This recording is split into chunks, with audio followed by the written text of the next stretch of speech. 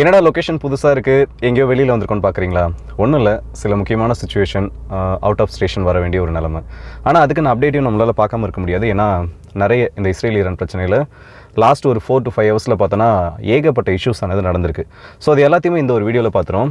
Maximum இந்த ஒரு video தான் இப்படி இருக்கும். முடிஞ்ச அளவுக்கு அதுக்குள்ளே நான் ஸ்டுடியோக்கு போயிட்டு அடுத்த அப்டேட்ஸை கொடுக்கறதுக்கான அந்த வேலைகளை பார்க்குறேன். ஸோ வாங்க வீடியோக்குள்ளே போயிடலாம். நான் உங்கள் ஆக்கே தம்பிக்ஷோங்கும் டிபி ட்ரெண்டிங்ஸ்.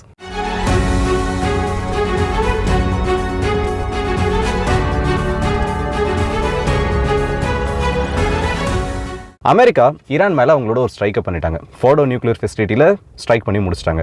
இதுக்கு அடுத்தபடியாக பார்த்தோன்னா இஃப்ஷான் நடான்ஸ்னு சொல்லிட்டு 2 முக்கியமான ஃபெசிலிட்டியில் அவங்களோட B2 பாம்பஸை பயன்படுத்தி அந்த ஸ்ட்ரைக்கை பண்ணி முடிச்சிட்டாங்க. எல்லாம் நினச்சது என்னன்னா, சரி ஓகே, அமெரிக்கா இங்கே ஸ்ட்ரைக் பண்ணி முடிச்சிட்டாங்க, இதுக்கப்புறம் வந்து மேஜராக எந்த ஒரு எஸ்கலேஷனும் இருக்காது, ஈரானும் இஸ்ரேலும் இதுக்கப்புறம் ஒரு பீஸ் ப்ராசஸ் நோக்கி போவாங்க, இதுக்கப்புறம் மிடில் ஈஸ்ட்ல அமைதியானது வரும்னு சொல்லிட்டு. ஆனால் இவங்க போட்டிருக்கிறது ஜஸ்ட் ஒரு பிள்ளையார் சுழி மட்டும்தான். ரிட்டாலியேஷன் பண்ணுறதுக்கு ஒரு 48 மணி நேரம் கெடுன்றது ஈரானால் இப்போ விதிக்கப்பட்டிருக்கு. இந்த 48 மணி நேரத்தில் மிடில் ஈஸ்ட்ல ஈரானை சுற்றி இருக்கக்கூடிய அத்தனை பகுதிகளும் ஹை லெவல் அலர்ட்ன்றது கொண்டு போகப்பட்டிருக்கு. குறிப்பாக சவுதி அரேபியாவுக்கும் ஈரானுக்கும் ஏற்கனவே சுத்தமாக ஆகாது. ஆனால் இப்போ இவங்க இந்த டென்ஷன்ஸ் அமெரிக்கா ஈரானை ஸ்ட்ரைக் பண்ணதுக்கு அப்புறமா லெவல் 5 வரைக்கும் அவங்களோட செக்யூரிட்டின்றது டைட் பண்ணியிருக்காங்க. இப்போ ப்ராக்டிக்கலாக சொல்லணும்னா இந்த லெவல் 5 செக்யூரிட்டி எப்படின்னா, நம்மளோட இந்தியாவில் எமர்ஜென்சி டைம்னு ஒன்று இருக்கும். இப்போ இந்த பஹல்காம் அட்டாக் நடந்ததுக்கு அப்புறமா இந்த டெரரிஸ்டுக்கு எதிரான அட்டாக் நம்ம பண்ணி முடிச்சுட்டு பாகிஸ்தான் கூட நமக்கு அந்த எல்லை பிரச்சனை ஏற்பட்டப்போ நம்ம எல்லாரையும் ஹை லெவல் செக்யூரிட்டிக்குள்ளே கொண்டு வந்துட்டு இந்த எஸ்கலேஷன்ஸ்ன்றது அதிகமாச்சுல்ல, நிறைய இடங்களில் வந்து பவர் கட் பண்ணுறது, நிறைய இடங்களில் வந்து அவங்களோட மிலிட்டரி எக்யூப்மெண்ட்ஸை குவிக்கிறதுன்னு சொல்லிட்டு அதே மாதிரி ஒரு பிரச்சனை தான் இப்போ சவுதி அரேபியாவில் போயிட்டு இருக்கு. அது மட்டும் இல்லாமல் இஸ்ரேல் இந்த பிரச்சனையில் கொஞ்சம் கூட பின்வாங்குற மாதிரி தெரியல. அவங்களோட மோட்டோன்றது ஈரானை பொறுத்த வரைக்கும் ஒன்று தான், என்னோட செக்யூரிட்டிக்கு ஈரான் த்ரெட்டாக இருக்காங்க.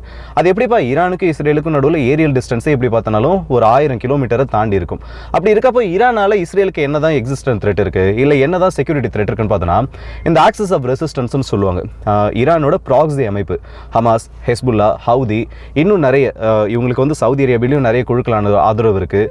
சிரியாவில் அசாதோட ரெஜிமை விழுந்ததுக்கப்புறமா இந்த ஆக்சஸ் ஆஃப் ரெசிஸ்டன்ஸ்ன்றது கம்ப்ளீட்டாக இந்த இடத்துல அழிக்கப்பட்டிருக்குன்னு சொல்கிறத தாண்டி அழிவோட விளிம்பில் நின்றுட்டு இருக்காங்க. ஒரு 4-5 மாதத்துக்கு முன்னாடி நீங்கள் ஹெஸ்புல்லாவோட அந்த டெய்லி ரொட்டீன் எடுத்து பார்த்தோன்னா இஸ்ரேலுக்கு எதிரான அதிகப்படியான ஸ்ட்ரைக்ஸ் அங்கே பண்ணுறது, இந்த ராக்கெட்ஸை ஃபயர் பண்ணுறதுன்னு சொல்லிட்டு டென்ஷன்ஸ் நார்த்தன் பார்டரில் அதிகமாக இருக்கும். ஆனால் இப்போ ஹெஸ்புல்லாவை பற்றி எந்த ஒரு செய்தியுமே வெளியில் வரதில்லை.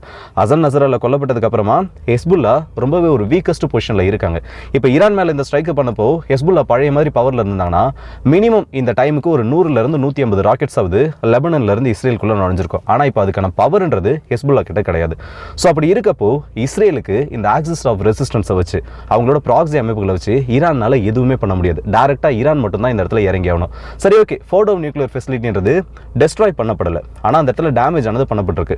ஒரு 6 குண்டுகள் வரைக்கும் அந்த B2 பாம்பர்ஸ்னால அங்கே ட்ராப் பண்ணப்பட்டு அந்த ஃபெசிலிட்டின்றது மேபி அந்த இடத்துல டேமேஜ் பண்ணப்பட்டிருக்கலாம் சொல்றாங்க.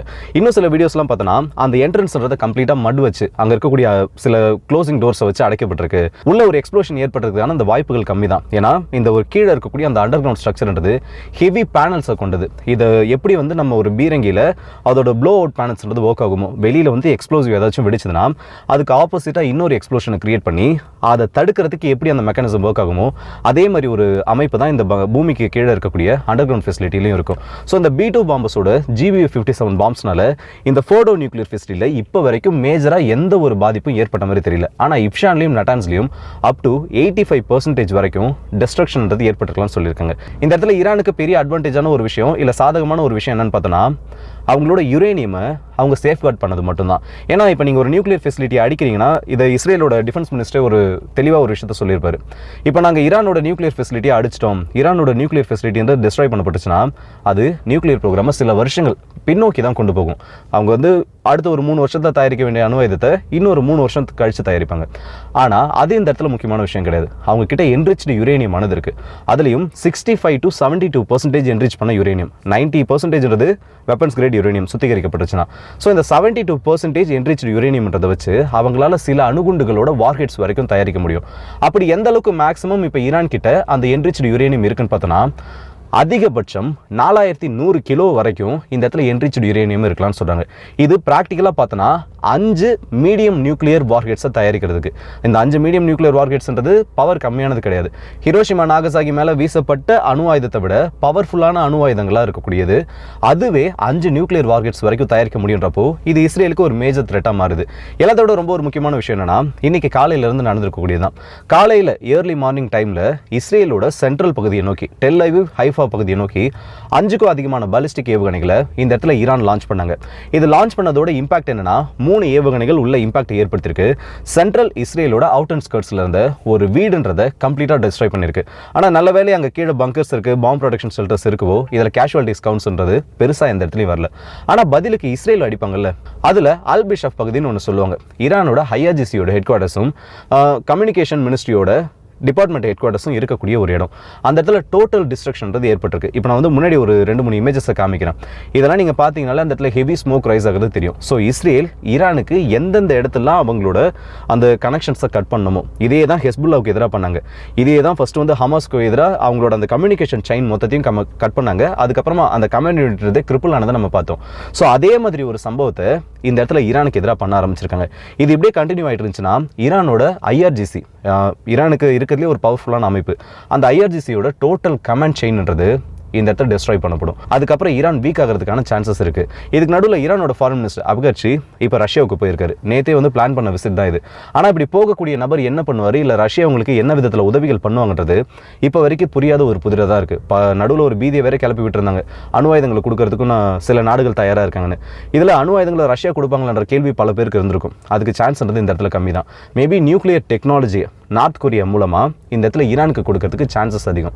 அதுக்கு மெயினான ரீசன் என்னன்னா, இந்த இடத்துல ரஷ்யா டைரக்டாக ஈரானுக்கு உதவுனாங்கன்னா அது இஸ்ரேலுக்கு எதிராக நிற்கிற மாதிரி இருக்கும். ஸோ அதை அவங்க விரும்ப மாட்டாங்க, இஸ்ரேலும் அந்த இடத்துல அதை விரும்ப மாட்டாங்க. அப்படி இருக்கப்போ நார்த் கொரியான்னு சொல்லக்கூடிய ஒரு நாடு இஸ்ரேலுக்கும் பெருசாக எந்த ஒரு கனெக்ஷனும் கிடையாது, இந்த இடத்துல அமெரிக்காவுக்கு எந்த ஒரு கனெக்ஷனும் பெருசாக கிடையாது. அவங்க மட்டுன்னு ஈரானோட பல மடங்கு எக்கனாமிக் சாங்ஷன்ஸில் உள்ள இருக்கக்கூடிய ஒரு நாடு. ஸோ அந்த நாட்டின் மூலயமா இந்த இடத்துல நியூக்ளியர் டெக்னாலஜி மேபி ஈரானுக்கு வரதுக்கான அந்த பாசிபிலிட்டிஸ் ஆனது இருக்கு. ஸோ அந்த மாதிரி இவங்க யாருக்குமே கனெக்ஷன்ஸ் எதுவும் இல்லாதனால நார்த் கொரியா இந்த இடத்துல மேபி ஒரு மேஜர் ரோல் பிளேயராக இருக்கலாம். ஆனால் அதுக்குமே வந்து ஏகப்பட்ட ரெஸ்ட்ரிக்ஷன்ஸ் ஆனது இருக்கு. ஏன்னா நார்த் கொரியா வெளியில இருந்து பார்க்கறதுக்கு ஒரு இரும்பு திரை நாடு, அவங்க உள்ள என்ன பண்றாங்க ஏது பண்றாங்கன்னு தெரியாது.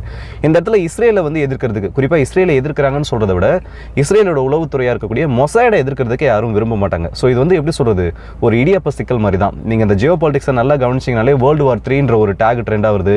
இதெல்லாம் ஜஸ்ட் வந்து எப்படி சொல்றது, இப்போ ஒரு பேருக்கு சொல்றதுக்கு நல்லா இருக்கும். ஆனால் வேர்ல்டு வார் 2ல அலையன்ஸ்ன்றது நல்லா ஃபார்ம் ஆச்சு. இப்போ டைரக்டா வந்து நண்பர்களா இருப்பாங்க, அவங்க ஒருத்தர் சப்போர்ட் பண்ணுறதுன்னு. ஆனால் இந்த இடத்துல நீங்க யாரையுமே வந்து நண்பர் இல்லை எதிரின்னு சொல்லிட்டு எதுவுமே சொல்ல முடியாது. இந்தியா விஷயத்தை எடுத்துக்கோங்க, இந்தியாவுக்கும் பாகிஸ்தானுக்கும் ஆகாது. ஸோ இந்த விஷயத்தில் ரஷ்யா இந்தியாவுக்கு உதவுவாங்க. பாகிஸ்தான் எடுத்துக்கிட்டோம்னா இந்தியாவுக்கு எதிராக சீனா பாகிஸ்தானை சப்போர்ட் பண்ணுவாங்க. இந்தியாவுக்கு பிரச்சனை வரப்போ ரஷ்யா இந்த இடத்துல உள்ள வருமானா ரஷ்யாவும் சீனாவும் நண்பர்களாக இருக்கப்போ இந்த இடத்துல அது நடக்காது.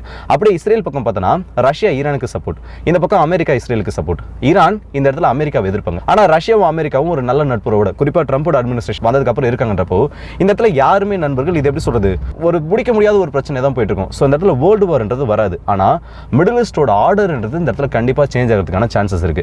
இப்போ இதுக்கு அடுத்தபடியாக நடக்கக்கூடிய சைக்காலஜிக்கல் வார்ஃபேர் எப்படி இருக்குன்னு பார்த்தீங்கன்னா, அமெரிக்காவை சார்ந்த நிறைய டெலிவிஷன் நெட்வொர்க்ஸில் அமெரிக்கா பேஸ்டு அந்த சர்வர்ஸில் வந்து யூடியூப்லாம் ரன் ஆகிறப்போ அதில் ஈரானோட இந்த ஸ்ட்ரைக்ஸை பண்ணதை ஒரு பெரிய ப்ரொபகண்டாவாக பண்ணிட்டு இருக்காங்க. இங்கே பாருங்க, ஈரான் வந்து த்ரெட்டாக இருக்காங்க, அவங்கள வந்து நாங்கள் இந்த இடத்துல நியூட்ரலைஸ் பண்ணிருக்கோம்.